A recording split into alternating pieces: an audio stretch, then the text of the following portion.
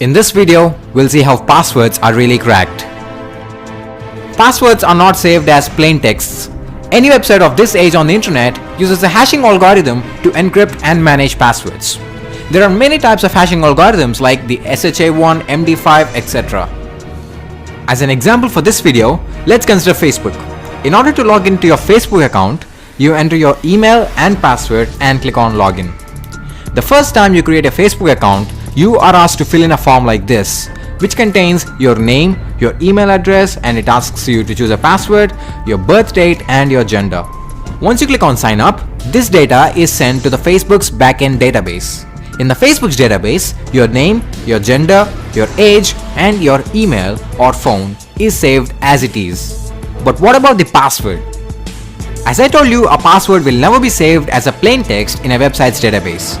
So this password is given as input to a hashing algorithm, and the output given by this hashing algorithm is the encrypted form of the password, which appears to be random but is not. This hashed password is saved in the Facebook's database but not the plain text, which means the password which you entered will never be saved on Facebook's database as a plain text. Instead, only its encrypted, or in other words, the hashed password is saved in the Facebook's database. Now suppose Facebook had a data breach and hackers managed to gain access to Facebook's user info, which included their name, age, gender, email, and password. Though hackers have this information, they will not be able to log into any specific user account because the password is encrypted. If the hacker tries to log into any specific user account with the hashed password, he will not be provided access. He only needs to enter the password, which is in the plain text form. So what do the hacker do now? Intuitively, the only possible way is to reverse the hash into its plain text form.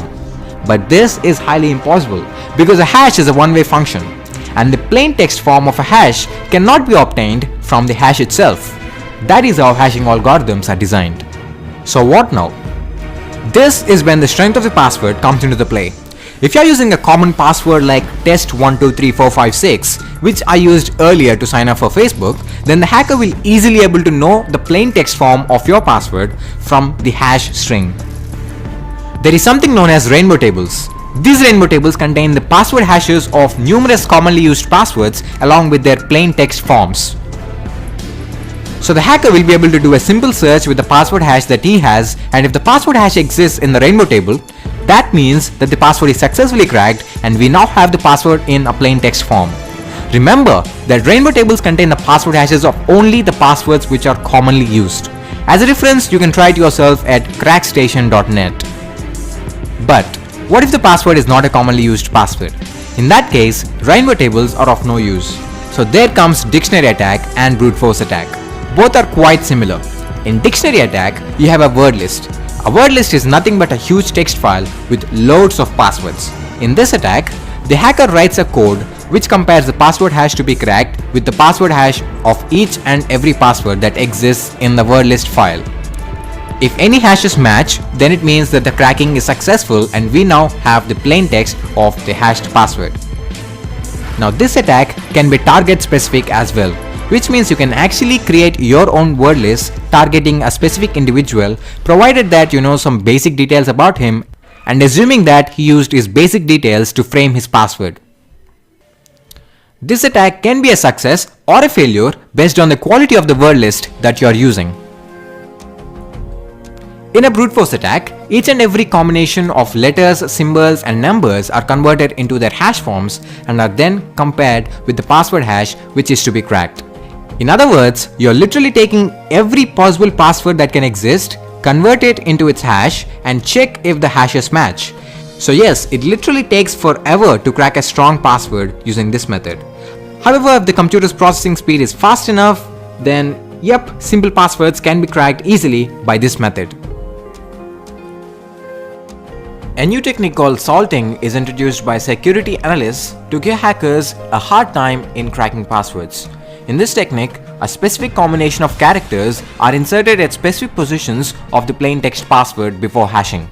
Every company has its own salting algorithm and they don't make their salting algorithm public. For example, let's say Facebook's salting algorithm inserts a string f ampersand 2p at the beginning, after the third character and at the end of the plain text password. After salting the password, the salted password is then hashed by a hashing algorithm. So, when a salt is used, rainbow tables are of no use even if the password to be cracked is a weak and commonly used password, because the hash of the password without salting do not match the hash of the password which is salted. Also, brute force attack and dictionary attack are not effective to crack salted passwords unless the hacker already knows the salting algorithm employed by a company. So that is it for this video. Thanks for watching. Leave a like if you liked this video, and also don't forget to subscribe for more awesome videos. Comment down below if you have any doubts regarding this video.